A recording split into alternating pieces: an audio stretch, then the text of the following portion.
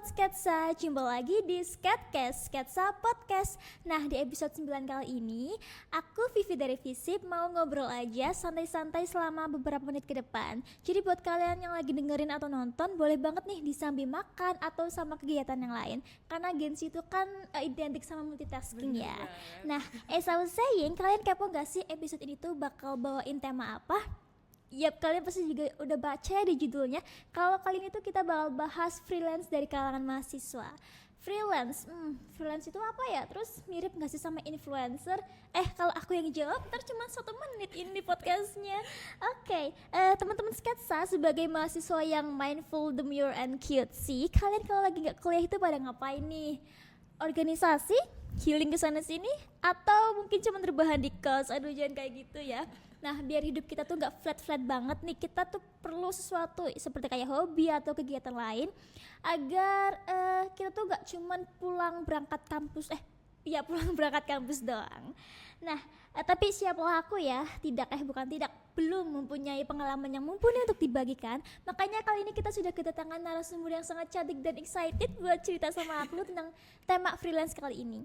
Nah, sebelum kita masuk ke obrolan yang lebih serius, karena yang gak serius itu cuma hubungan aku sama dia, guys. Aduh, Masya Allah. Makanya di sini kita bakal kenalan dulu ya sama Kak Askia. Kak Askia, silakan. Oke, halo para pemirsa Sketcast. Perkenalkan, aku Askia Sofilanderi, lebih akrabnya dipanggil Aski aja ya. Aku dari program studi Hubungan Internasional angkatan 2023. Salam kenal semua. Salam kenal Kak Askia. Nah, teman-teman, aku tuh kaget loh, ternyata Kak Askia tuh sama-sama angkatan 23 kayak aku, sama-sama Visip lagi ya, Kak. Nah, emang kakak itu sekarang kesibukannya apa ya, Kak, selain freelance, kuliah gitu? Mungkin punya hobi tertentu, Kak? Oke, kalau misalnya aku selain dengan kehektikan semester 3 ini, aku juga mengikuti beberapa organisasi ya, salah satunya adalah Student English Forum. Dan aku juga menjadi seorang pekerja lepas atau freelancer di salah satu lembaga les privat bahasa Inggris di Purwokerto, seperti itu. Oke, pekerja lepas atau freelance ya, Kak. Freelance itu apa ya, Kak, dan kenapa bisa berkembang sampai sekarang? Oke, kalau misalnya freelance itu ibaratnya kita bekerja tapi dengan terlepas dari kontrak yang strict gitu. Kontrak strict ini dalam bentuk jam kerja yang 9 to 5 atau segala rupa kontrak-kontrak yang sangat terikat lainnya. Nah, jadi freelance ini bisa dibilang seperti pekerjaan yang bisa menyesuaikan kita gitu. Jadi bukan kita yang menyesuaikan pekerjaan, tapi pekerjaan yang menyesuaikan kita. Tergantung dengan kliennya seperti itu. Nah, kalau misalnya kenapa freelance ini terjadi tren gitu ya di kalangan mahasiswa, sebetulnya aku bisa melihat bahwa tren ini bukan terjadi baru-baru ini gitu. Bahkan ketika dari dulu sebelum aku masuk ke dunia perkuliahan, aku bisa melihat bahwa kakak-kakakku, saudara-saudaraku itu udah sering menggunakan istilah kuliah sambil kerja gitu ya kan. Jadi aku justru mikir pada saat itu ya, kayak kok bisa 2 hal yang berbeda fokusnya dilakukan dalam suatu timing yang bersamaan gitu.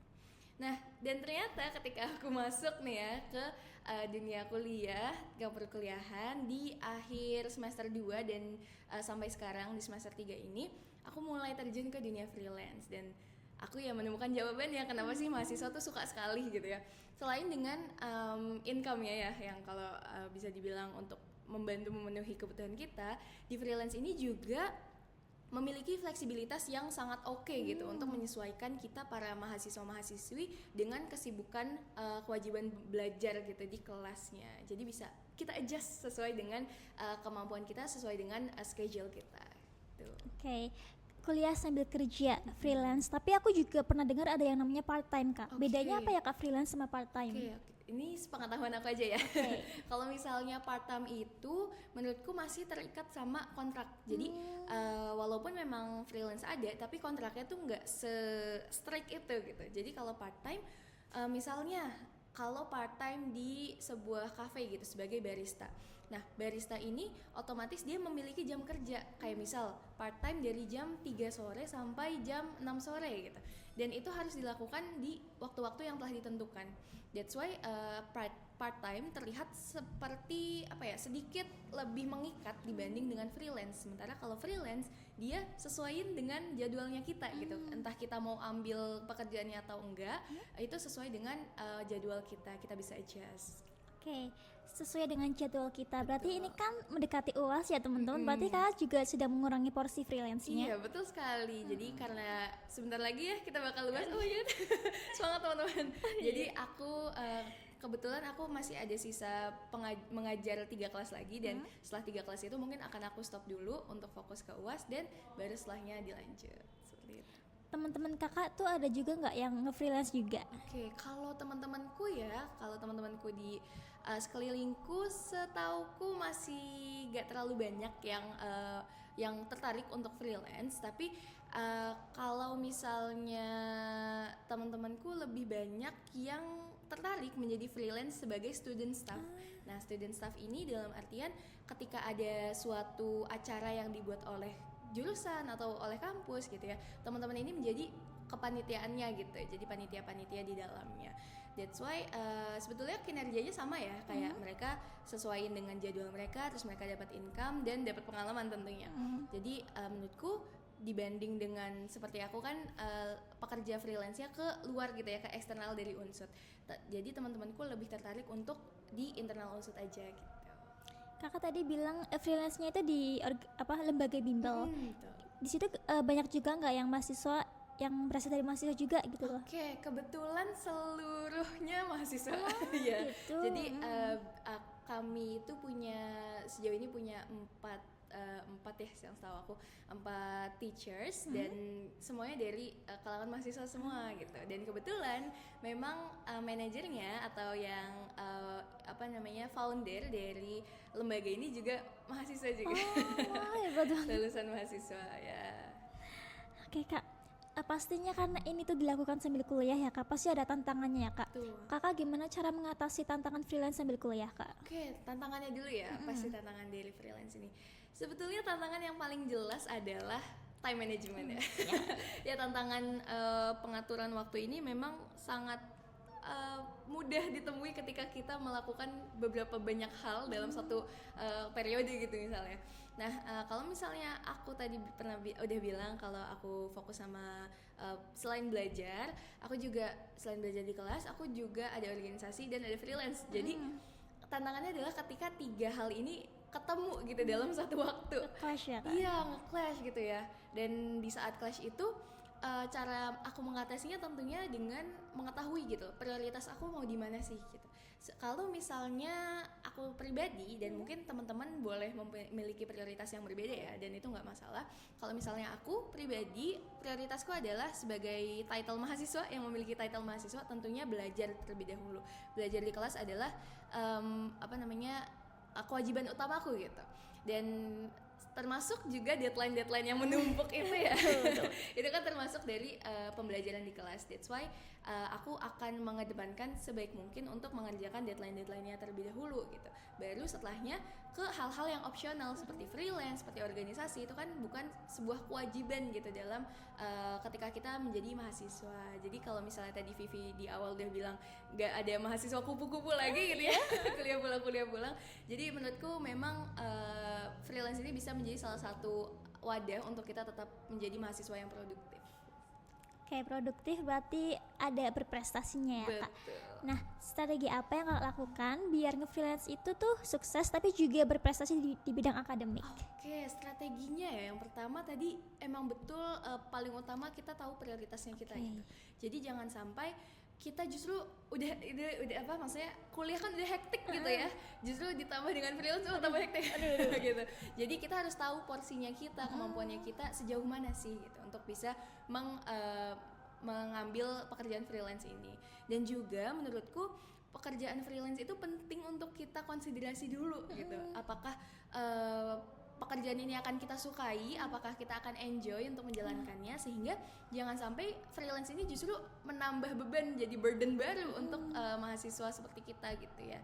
Jadi penting untuk mengkonsiderasi terlebih dahulu pekerjaan seperti apa yang teman-teman sukai atau yang teman-teman passionate about.